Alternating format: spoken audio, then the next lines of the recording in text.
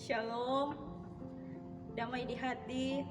Terpujilah nama Tuhan karena Ia senantiasa masih menjaga, melindungi kita sehingga kita boleh ada di hari ini dengan tubuh yang sehat dan diberkati. Mengawali seluruh aktivitas kita di sepanjang hari ini, kita akan membaca dan merenungkan sebagian dari isi firman Tuhan. Tapi sebelum itu, mari kita berdoa. Kami mengucap syukur kepadamu Tuhan, karena Engkau begitu baik di tengah-tengah kehidupan kami. Terima kasih untuk segala kebaikan-Mu Tuhan, untuk kesehatan, kekuatan, dan nafas kehidupan yang Engkau berikan kepada kami. Ya Tuhan, pada saat ini kami akan membaca dan merenungkan sebagian dari isi firman-Mu.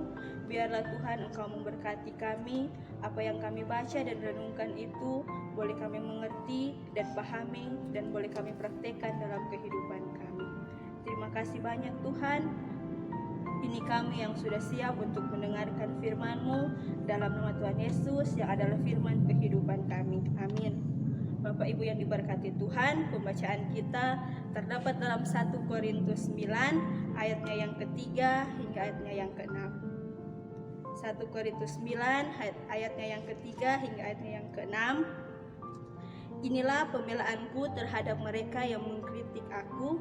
Tidakkah kami mempunyai hak untuk makan dan minum? Tidakkah kami mempunyai hak untuk membawa seorang istri Kristen dalam perjalanan kami, seperti yang dilakukan rasul-rasul lain dan saudara-saudara Tuhan dan Kefas? Atau hanya aku dan Barnabas sajakah yang tidak mempunyai hak untuk dibebaskan dari pekerjaan tangan? Bapak Ibu yang diberkati Tuhan, tema firman Tuhan kita ialah jadikan kritik sebagai vitamin dalam pelayanan. Menurut Kamus Besar Bahasa Indonesia, kritik adalah kecaman atau tanggapan atau kupasan, kadang-kadang disertai uraian dan pertimbangan baik buruk terhadap suatu hasil karya, pendapat, dan sebagainya. Kritik kadang-kadang tidak sesuai dengan tidak disukai, bahkan bisa menghilangkan semangat dalam kehidupan. Apalagi kritik yang disampaikan menyangkut harga diri seseorang.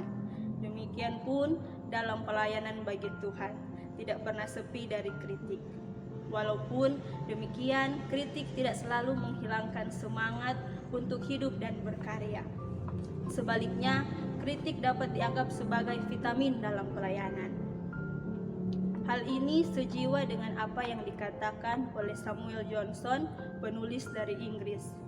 Ia mengatakan bahwa kritik adalah sebuah penelitian di mana manusia tumbuh penting dan tangguh dengan biaya yang sangat kecil. Hal ini memberi arti bahwa kritik dapat membuat orang tumbuh, bahkan dapat menjadi tangguh dalam perjalanan hidup. Paulus dalam pelayanannya bagi Tuhan tidak pernah sepi dari kritik. Padahal ia sudah melakukan yang baik. Salah satunya adalah keberadaan Jemaat Korintus yang berdiri sebagai jemaat mandiri, merupakan hasil pekebaran Injilnya. Dalam menghadapi kritik, ia menyampaikan pembelaannya bahwa ia pun sama dengan rasul-rasul lain dan saudara-saudara Tuhan dan Kefas. Semua membutuhkan makan, minum, dan mempunyai hak membawa istri Kristen dalam pelayanan. Paulus mempertanyakan mengapa hanya dia dan Barnabas yang tidak punya hak untuk dibebaskan dari pekerjaan tangan.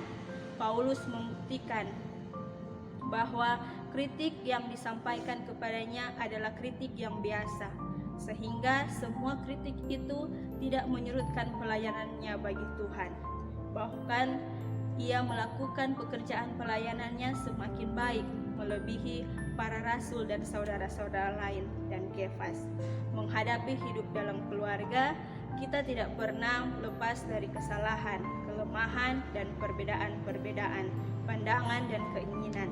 Semua hal ini dapat saja membuat kita untuk saling mengkritik satu sama lain.